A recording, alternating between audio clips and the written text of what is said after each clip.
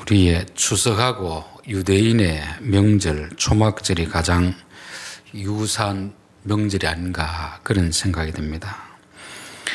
우리 명절이 되면 참 많은 시간을 걸려서 고향을 방문하고 형제를 만나는 이유가 뭐겠습니까?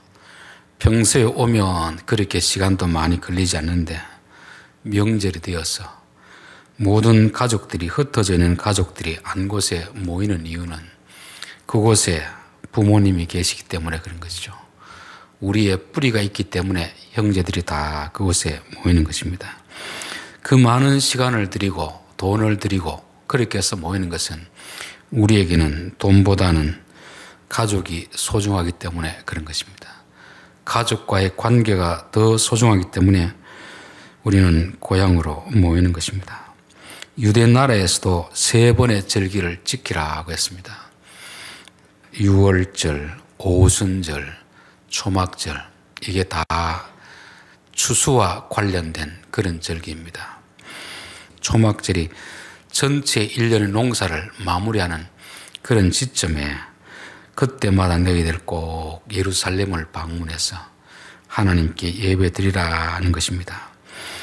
단지 곡식을 거두었기 때문에 예배드리는 것이 아니고 곡식보다 하나님과의 관계가 더 소중하다는 것을 가르치기 위해서 그렇게 한 것입니다. 출애굽기 16장에 보면은 이들이 애굽에서 나온 지 이제 석 달이 지나니까 가지고 온 양식이 다 떨어졌습니다. 그때 백성들이 모세에게 원망하면서 우리가 애굽에 있을 때는 먹을 것이 풍성했는데 여기서 이제 굶어 죽게 되었다. 그래서 하나님께 기도했습니다. 그때 하나님이 하늘에서 만나를 내려주겠다고 한 거죠. 만나. 매일 아침마다, 매일 새벽마다 만나를 내려줄 테니까 너희들 그 만나를 먹으라 하는 것입니다. 그런데 만나를 먹으라고 한 이유는 단지 하나님이 우리에게 먹을 것을 공급해 주신다. 그거를 말씀하는 것이 아닙니다. 그 만나를 통해서 그 먹는 것보다 더 귀한 것을 가르치려는 교육이었습니다. 교육, 훈련하는 거죠. 그게 뭐냐 하면은 출애굽기 16장 4절 그때 여호와께서 모세에게 이르시되 보라 내가 너희를 위하여 하늘에서 양식을 비같이 내리리니 백성이 나가서 일용할 것을 날마다 거둘 것이라 이같이 하여 그들이 내 율법을 준행하나 아니하나 내가 시험하리라. 만나를 통해서 하나님은 그들에게 입으로 들어가는 양식도 주시지만 더 중요한 것은 하나님의 말씀에 순종하는 그 훈련을 하겠다 하는 것입니다. 이 신명기까지는 다 광야에 있을 때 주신 말씀이거든요. 광야에서 하늘에서 만나를 내려주시면서 너희들 먹고 사는 것도 중요하지만 그보다 더 중요한 것은 하나님이 소중하고 하나님의 말씀이 소중하다는 것을 가르치려고 그들이 일할 수 없는 그런 상황 가운데 두시고 하나님이 매일 만나를 주시면서 순종을 가르쳤습니다. 먹고 사는 것보다 더 중요한 것이 하나님의 말씀이고 하나님 말씀에 순종하는 것이다 하는 것입니다. 그리고 신명기 오면 이제 40년 마지막 다 끝나갈 때 모세가 모압 평지에서 다시 한번 하나님 말씀을 전합니다. 그게 신명기인데 너희들이 이제 광야가 끝나고 가나안에 들어가서 하나님의 곡식을 농사를 짓게 만들어서 너희들이 먹을 것이 풍성해지면 혹시라도 교만해질까 참 내가 염려가 된다. 그러니까 너희들이 추수를 하고 나서는 반드시 하나님 앞에 와서 예루살렘 와서 절기를 지키라. 그 모든 것은 너희들의 능력으로 된 것이 아니고 하나님이 도와주어서 된 것이다 하는 것입니다. 그러면서 특별히 가을 추수가 끝났을 때는 첫째 날 하나님 앞에 예배를 드리고 7일 동안은 광야에서 텐트를 치고 자라.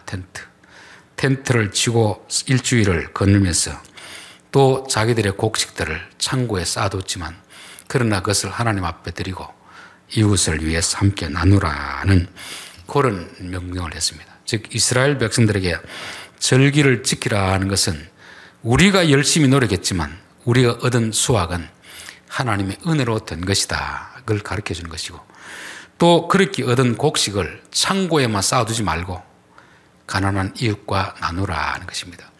즉 하나님이 명절, 절기를 지키라는 것은 우리에게는 돈보다 하나님이 소중하고 돈보다 사람이 소중하다는 것을 가르치기 위해서 그렇게 지키라고 한 것입니다. 우리가 아무리 명절을 지킨다 하더라도 이것을 실천하지 않으면 그것은 명절을 지킨 것이 아닙니다. 형식적으로는 지킨 것이지만 명절을 지키게 하신 가장 큰 이유가 우리가 풍성해졌을 때, 창고에 곡식을 가득 쌓아두었을 때 그 곡식을 하나님보다 더 의지하는 건 아니고 이게 다 내 노력으로 된 것이다 자만하지 않고 내가 열심히 노력했지만 하나님이 도와주셔서 이런 곡식을 얻었습니다.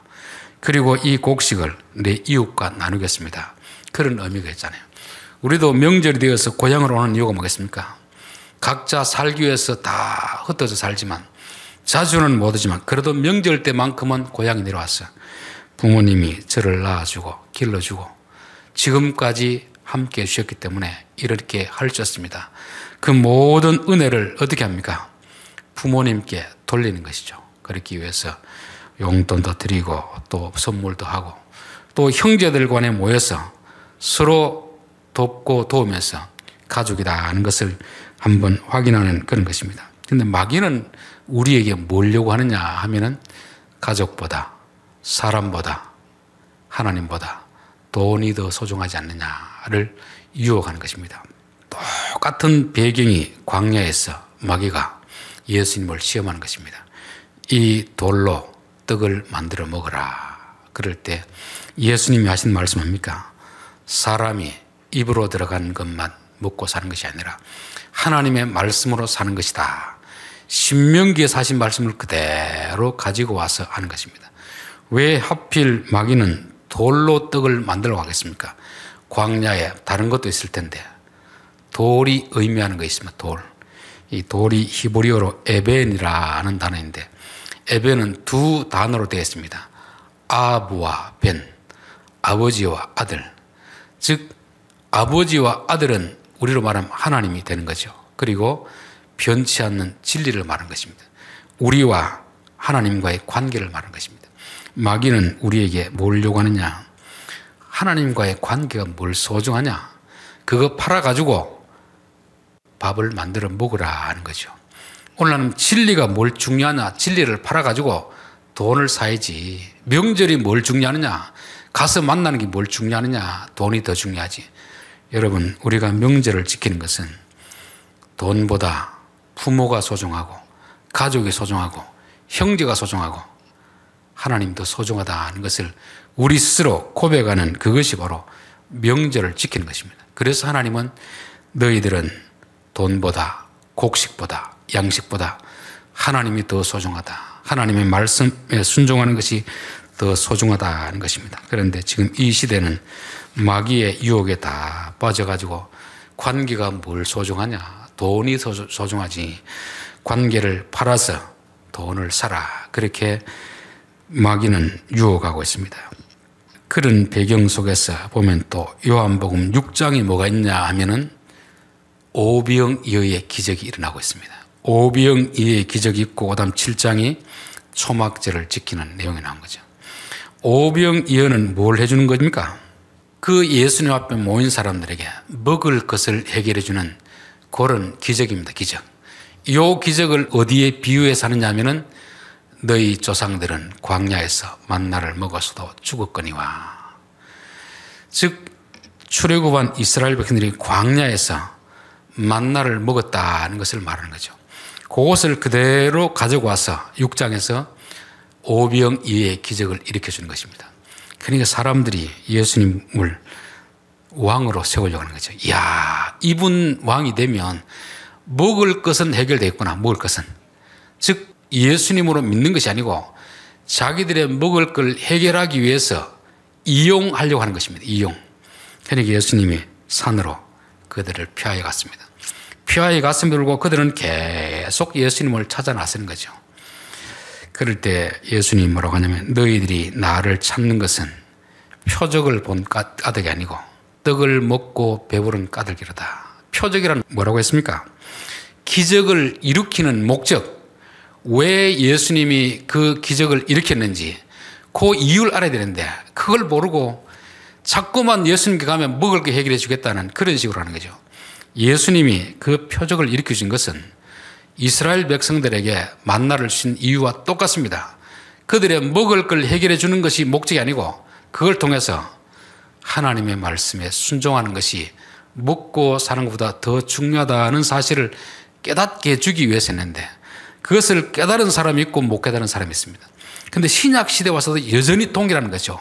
오병이의 기적을 베풀어 주니까 이들은 이분을 왕으로 세우면 먹고 사는 문제 해결되겠구니 그렇게 하는데 예수님은 너희들이 썩을 양식을 위해서 일하지 말고 썩지 아니할 양식을 위해서 일하라 그렇게 말씀해 주는 것입니다. 출애굽기 광야에 나온 이스라엘 백성들과 동일한 상황이 신약 시대도 그대로 일어나고 있는 것입니다.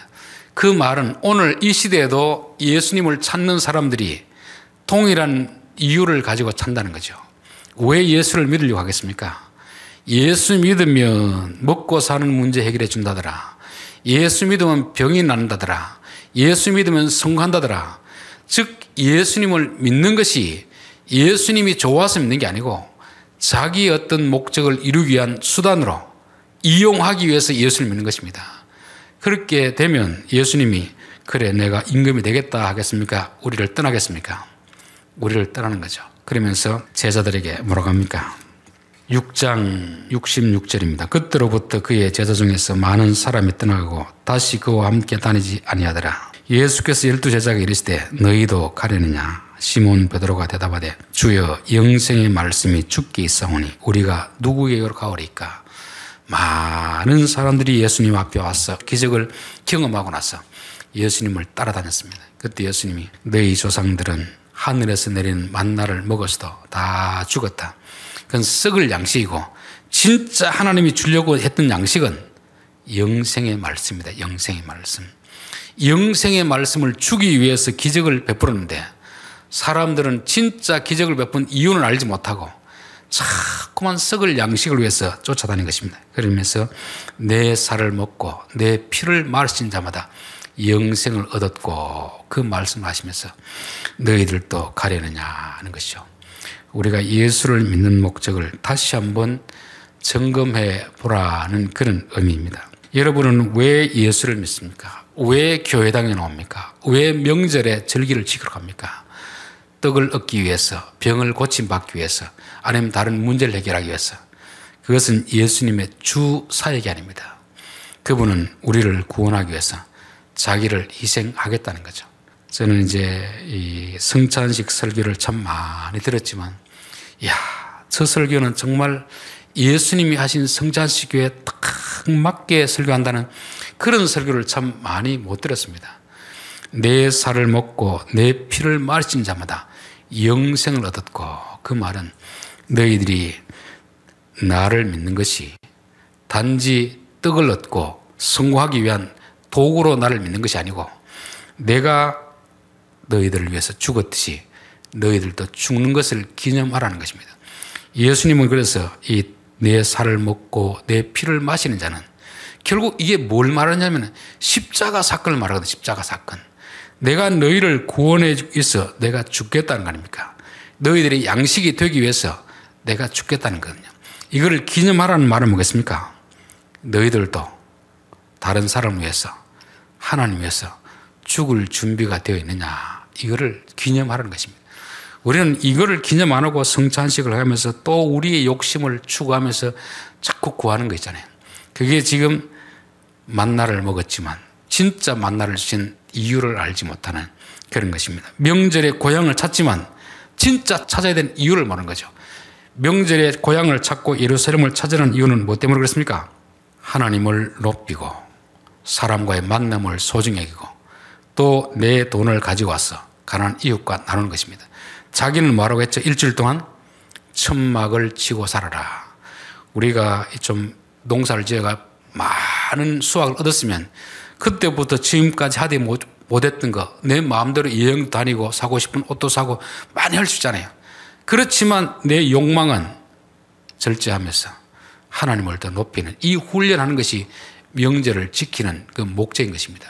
그런데 우리는 명절이 되어서 그런 것 전혀 하지 않으면서 단지 예배만 드렸다고 명절을 지켰다고 할 수 있는데 그렇지를 않다는 것입니다. 요한복음 7장 1절 그 후에는 언제이겠습니까? 오병이어의 기적을 베푼 후에 예수께서 갈릴리에서 다니시고 유대에서 다니지 아니하시면 유대인들이 죽이려 함이더라. 유대인들이 죽이려 함이더라. 왜 죽이려고 하겠습니까? 예수님이 기적을 행하니까 좀 위협이 될 수도 있겠죠. 또 여기 따라다니는 사람들은 다 떠났습니다. 떠난 이유가 뭡니까? 자기들은 예수님 앞에 오면 먹는 문제 해결해 줄 것처럼 그렇게 믿고 왔습니다. 또 기적을 행했습니다. 그런데 예수님은 더 이상 기적을 행하지 않습니다. 그러니까 우리의 기대를 저버리게 하는, 그래서 오히려 따랐던 그것이 분노로 치미는 것이죠. 분노로 치미는 것입니다. 저는 교회에 나왔다가 자신이 원했던 목적이 이루어지지 않자 떠나가는 사람을 참 많이 봤습니다. 그들은 예수 믿으러 온 자체, 동기 자체가 잘못되었기 때문에 그 동기가 이루어지지 않으니까 배신감을 느끼고 떠나는 것입니다. 그런 분일수록 열심히 얼마나 대단한지 모릅니다. 새벽기도도 정말 열심히 나오고 헌금도 많이 하고 충성도 많이 합니다. 그런데 그 하는 이유 자체가 거래하려고 하는 거죠. 예수님을 이용하기 위해서는 거죠. 그러니까 예수님은 그들의 요구를 들어주지 않으니까 내가 열심히 하면 한 만큼 그게 이루어지지 않으면 그만 실망감을 느끼고 배신감을 느끼고 예수님을 죽이라는 것입니다. 오늘날도 저는 신앙생활하는 사람들이 정말 하나님의 은혜 아래서 구원을 받고 그 은혜 아래서 내가 무엇을 하나님 앞에 반응을 해야 될까, 감사해야 될까, 이거를 생각하면 문제가 안 생기는데, 내가 이렇게 새벽기도 나왔는데, 내가 이렇게 열심히 했는데, 내가 이렇게 봉사를 했는데 왜 내 요구는 안 들어주는가, 그렇게 되면 우리도 예수님을 죽이려고 하게 되는 것입니다. 지금 초막절을 앞두고 한 이유가 바로 그것을 말씀하는 거죠. 유대인의 명절인 초막절이 가까운지라. 초막절이 가까운지라. 그 형제들이 예수께 이르되 당신이 행하는 일을 제자들도 보게 여기를 떠나 유대로 갔소. 스스로 나타나기를 구하면서 묻혀서 일하는 사람이 없나니 이 일을 행하려 하거든 자신을 세상에 나타내소사니. 유대 3대 절기에서는 예루살렘에 남자들은 거의 다 모이게 됐습니다. 많은 사람이 모이는 거죠. 모이는 이유는 왜 모이라고 했습니까? 모든 것이 하나님의 은혜로 된 것이다. 하나님 앞에 예배드리고 감사하기 위해서. 그리고 또 사람들이 모여서 돈보다 관계가 더 소중하다는 것을 경험하기 위해서, 또 한편으로서는 자기를 낮추기 위해서 초막절에 모이게 한 것입니다. 그런데 모이긴 모이는데 시간이 지나면서도 점점 그 모이는 목적이 변질되는 거죠. 변질. 예수님의 형제들은 예수님을 메시아로 믿지는 않았습니다. 그런데 예수님이 하는 걸 보니까 이 보통 사람하고 다르거든요. 설교를 하니까 많은 사람이 은혜를 받습니다. 기적을 행하죠. 그러니까 내 형제인데 이분은 보통 사람과는 좀 다르구나. 이분이 잘만 하면 높은 자리를 차지할 수 있겠구나. 그러면 우리에게도 떡고물이 떨어지겠구나. 그런 생각을 가지고 있습니다. 그러면서 예수님 앞에 이야기합니다. 초막절이 될 때 예루살렘에 올라가십시오. 이 갈릴리 시골에서 활동하지 마시고 적어도 크려면 우리도 사람을 어디로 보내랍니까? 서울 보내가지고 좀 출세를 하지. 이 촌에서 아무리 잘한들 누가 알아줍니까? 이런 뜻이잖아요. 그러니까 예루살렘에 가서 거기서 지금 하는 이 모든 기적들 설교하면 사람들이 다 뒤집어질 겁니다. 초막절에 올라가는 목적이 변질되는 것이죠. 하나님이 애당초 초막절에 가서 하나님께 예배 드리라, 그 목적을 이루기 위해서 가는 것이 아니고 당신을 드러내시오. 출세의 기회로 이용하십시오. 마태복음 4장에서 똑같은 유혹을 마귀가 합니다. 성전 꼭대기 올라가서 한번 뛰어내려 보십시오. 뛰어내면서 멋지게 점프해가지고 탁 착질하면 사람들이 박수를 칠 거 아니겠습니까? 환호를 칠 거 아니겠습니까? 이야, 역시 당신은 대단합니다. 그것을 지금 형제들이 요구하고 있는 거죠. 예수님은 거절하는 것입니다. 예수님은 자기를 드러내기 위해서 예루살렘에 가고 싶은 생각이었거든요. 저는 오늘날도 보면 이제 선거철이 다가오면 정치인들이 큰 교회에 오는 걸 볼 때가 있습니다. 저는 마음이 그렇게 좋지는 않습니다. 예배를 드리러 교회에 와야지 왜 사람들에게 표를 얻기 위해서 올까? 하나님을 이용하려고 하는데 하나님이 저들이 오는 것을 기뻐할까? 정말 믿기 위해서 오면 하나님 기뻐하지만 믿을 생각은 조금도 없고 어떻게 하면 교인들의 표를 얻을까 싶어서 오는 그런 사람들 있잖아요. 지금 명절 때 동생들도 똑같이 그렇게 지금 예수님께 그런 건의를 드리는 것입니다. 그래서 우리는 내가 명절에 내려갈 때, 고향으로 갈 때 어떤 동기를 가지고 가는가. 모여서도 형제들끼리 내가 성공한 거 자랑하기 위해서 과시하기 위해서 간다면 그것은 아주 위험한 것입니다. 그건 형제들이 모여서도 화목한 것이 아니고 화목을 깨뜨리게 되는 것이죠. 그래서 명절에 모이는 것은 나를 드러내기 위해서 가서는 안 된다는 것을 말씀합니다. 제가 명절에 이동 중에 요즘 이제 총회가 다음 주가 되다 보니까 부총회장 뭐 이런 쭉 후보들이 막 문자가 막 계속 옵니다. 근데 그걸 보지도 않았는데 어제는 전화가 왔길래 누구누구 후보입니다 하길래 이보시오. 아무리 급해도 그렇지 명절에 이동 중에 있는데 이런 전화하면 어떻게 합니까? 명절은 가족을 보러 가야 되지 왜 당신들이 전화합니까? 당연히 끊어버렸습니다. 오늘도 한 5시가 됐는데 또 한 분이 왔더라고요. 아니 교회를 다니는 사람이 수요일 같으면 목사가 뭘 하고 있는지 모릅니까? 아무리 표도 중요하지만 설교 준비하는데 그런 전화를 해서 되겠습니까? 끊어버렸습니다. 저는 그분을 찍어줄 마음을 가졌다가 안 되겠다. 이런 기본이 안 된 사람은 찍어서는 안 되겠다. 그런 마음을 굳혔습니다. 여러분 기본이란 게 있지 않습니까? 기본. 교회를 오는 것은 하나님을 이용하기 위해서 와서 안 됩니다. 명절에도 그 명절을 통해서 친척들이 모일 때 자기를 과시하게 자랑하기 위해서는 안 된다는 거죠. 하나님은 너희들이 명절에 올 때는 오직 하나님만 높이라. 하나님께 감사하라. 그리고 너는 낮추라. 너를 낮추고 최대한 물질을 가지고 하나님께 감사하고 어려운 이웃을 도와라. 그렇게 말씀하고 있는 것입니다. 그래서 저는 명절을 지키면서 이 마음을 가지고 명절을 지켜야 되는데 과연 우리의 명절은 어떤가 생각해 볼 때가 있습니다. 명절에 모여서는 최대한 하나님께 영광을 돌리는 예배를 드리고 또 그 다음에는 부모님이 살아계시다면 부모님 앞에 감사하는 마음을 가지고 이야기를 하더라도 주제는 뭐가 되어야 되겠습니까? 부모님이 지금까지 우리를 키워주신 그 은혜에 감사하고 또 지난날 우리가 모르는 그런 이야기를 듣고 모든 초점이 어른들에게 집중되게 되는데 그렇지 않는 경우가 많이 있습니다. 모처럼 많은 형제들이 모여가지고 진짜 부모님이나 부모님 안 계시면 가장 큰 형님 그들의 이야기를 들어가면서 우리가 어릴 때 이렇게 참 힘들게 살았다. 그럴 때 우리 부모님이 이렇게 수고를 했다. 그리고 하나님이 또 하셨다. 그런 신앙적 유익 있는 이야기를 나눠야 될 텐데 그렇지 못하고 자기들끼리 모여가 이야기하고 정작 어른은 한쪽 구석에 있는 이런 모습을 보면서 이거는 명절을 지키는 그게 아닌데 그런 생각이 듭니다. 여러분 명절을 지키려면 하나님이 명절을 지키라고 하신 그 동기를 따라서 지켜야 되는 것입니다.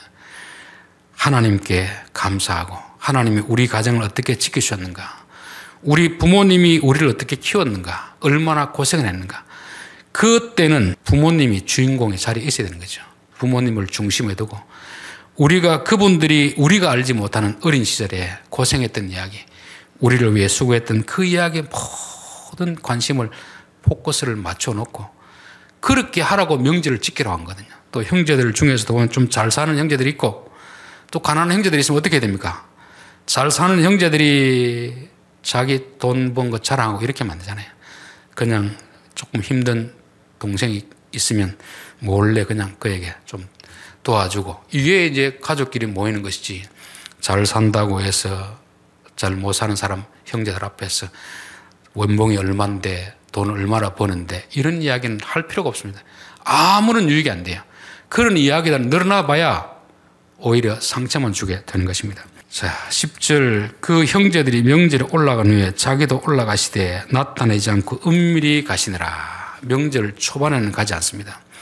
여러분 자기를 나타내기 위해서 가려면 명절 초반에 가야 됩니까? 중반전에 넘어서 가야 되겠습니까? 처음에는 시작할 때 총회나 노회도 보면 막 투표하고 이렇기 때문에 사람들이 많이 모입니다. 근데 선거 끝나고 서서히 중반전으로 가면 이제 사람들이 뿔뿔이 흩어져 버리는 거죠. 그러니까 형제들이 가졌던 그 생각대로 그 자기를 나타내기 위해서 가려면 제일 시작할 때 아니 시작하기 전부터 그 예루살렘 문 앞에 서서 뛰들고 기호 몇 번 저를 좀 기억해 주십시오. 이렇게 해야 됩니다. 그런데 예수님은 어떻게 합니까? 중반에 가면서 어떻게 하죠? 은밀하게. 그 절기를, 그 명절을 자기를 과시하기 위해서 가는 것이 아니라는 거죠. 오히려 은밀하게 숨기면서 하나님의 뜻을 이루기 위해서 가는 것입니다. 저는 명절에 이제 모이면 형제들이 뭐 부모에게 돈을 드리고 선물하고 이게 다 좋습니다. 그런데 은밀하게 했으면 안 좋겠나 그런 생각이 들어요. 왜냐하면 형제들 중에서 그렇게 하지 못하는 또 어려운 형제들이 있을 수 있거든요. 한 형제는 선물도 어려워서 조그마한 가져온데 잘 사는 형제라고 해서 막 다 보는 앞에서 이거 가져왔습니다. 그렇게 되면 주는 본인은 좋겠지만 주지 못하는 다른 형제는 마음이 얼마나 아프겠습니까?